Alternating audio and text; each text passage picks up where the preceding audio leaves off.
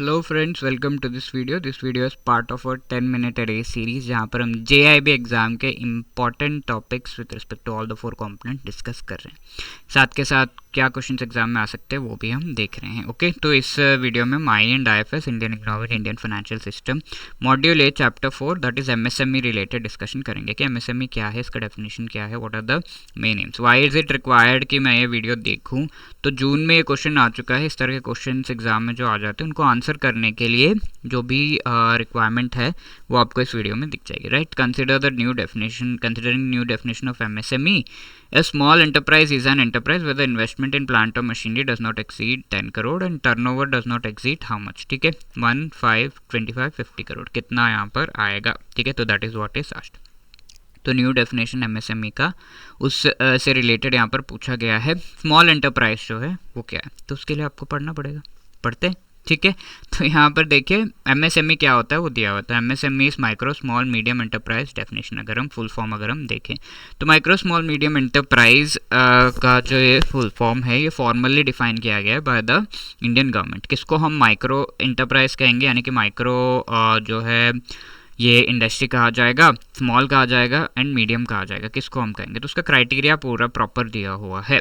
Because इनको loans देना, साथ के साथ इनको जो है डिफरेंट फैसिलिटीज़ प्रोवाइड किए जाते हैं, तो उसके लिए क्लासिफिकेशन इज़ रिक्वायर्ड। तो गवर्नमेंट इटसेल्फ हैज़ क्लासिफाइड। पहले ओल्ड क्लासिफिकेशन था जो प्लांट एंड मशीनरी इक्विपमेंट वगैरह में जो इन्वेस्टमेंट किया जा रहा है उससे रिलेटेड क्राइटेरिया यहाँ पे दिया हुआ है। इन्वेस्टमेंट अगर आपका किसी मैन्युफैक्चरिंग एंटरप्राइज में किया जा रहा है, अगर इन्वेस्टमेंट 25 लाख से कम का है तो that would be called a micro. ठीक है, छोटा है, छोटा इंडस्ट्री, 25 लाख से कम का इन्वेस्टमेंट है तो उसे माइक्रो हम कहेंगे। मैन्युफैक्चरिंग की हम बात कर रहे हैं।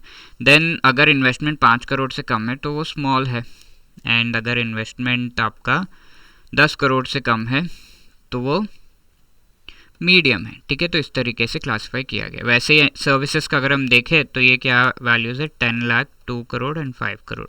ठीक है, सर्विसेज में तो दोनों के लिए अलग अलग था, बट अब कॉम्पोजिट एक न्यू क्राइटेरिया लाया गया है तो ये अब यूज़ नहीं होता, बट इससे कभी कभी क्वेश्चन आ जाता है तो थोड़ा बहुत याद रखिए, बट मेनली इससे ही क्वेश्चन आता है। तो रिवाइज्ड MSME क्लासिफिकेशन एंड ये कॉम्पोजिट क्राइटेरिया, यानी कि दोनों मैन्युफैक्चरिंग एंड सर्विस एंटरप्राइज के लिए सेम क्राइटेरिया है।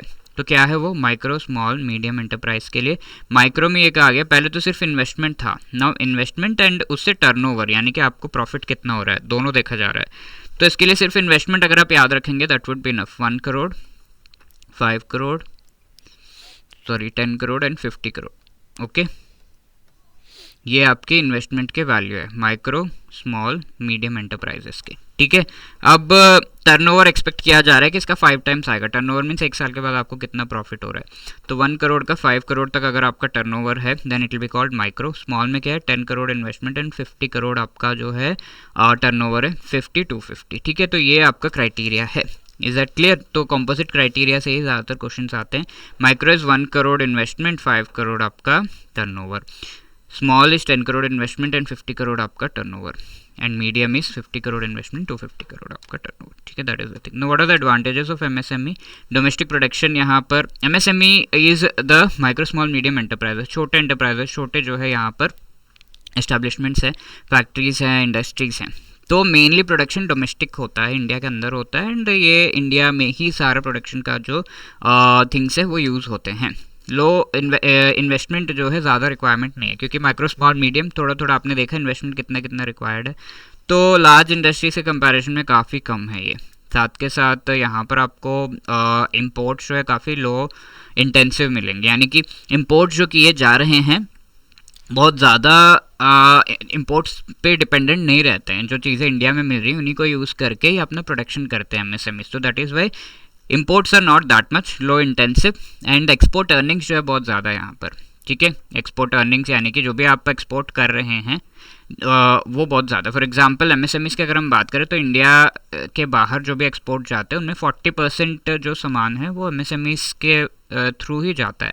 MSMEs जो प्रोडक्शन करते हैं वही एक्सपोर्ट होता है, तो एक्सपोर्ट अर्निंग्स बहुत हाई है। तो एग्जाम में बार बार पूछा गया है ये भी चीज़। इंडिजिनस टेक्नोलॉजी है, जो भी टेक्नोलॉजी है वो अपने आप डेवलप करते हैं, एंड मोस्टली इंडिया में जो टेक्नोलॉजी अवेलेबल है वही यूज़ करते हैं, बाहर कंट्रीज से ज़्यादा नहीं। इंपोर्ट सब्सटीट्यूशन, यानी कि जो भी आप चाइना से लेट से इंपोर्ट कर रहे हैं सामान वो हमारे MSMEs इंडिया में ही बना देंगे। Why do you need to import. ठीक है, so that is the thing, you can substitute those imports, तो that is one help. Operational flexibility है कि फ्लेक्सिबल वे में आप एक्टिविटीज़ कर सकते हैं. लोकेशन वाइज मोबिलिटी है, क्योंकि आप ये स्मॉल इंडस्ट्रीज है तो एक जगह पर इस्टेब्लिश हुआ, उसे फिर दूसरी जगह पे ले गए, तो मोबिलिटी है, दूसरी जगह पे ले जा सकते हैं. तो that is the thing. What are the other features? MSME के 90% ग्लोबल बिजनेस जो किया जा रहा है एमएसएमई के द्वारा किया जा रहा है.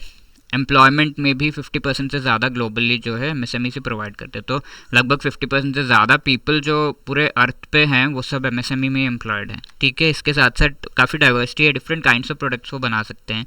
इंडिया में अगर हम देखें जीडीपी में 33% कॉन्ट्रीब्यूशन एमएसएमईज देते हैं. जीवीए ग्रॉस वैल्यू एडेड, जिसके बारे में हम आगे पढ़ेंगे आगे चैप्टर्स में, 30% कॉन्ट्रीब्यूशन है.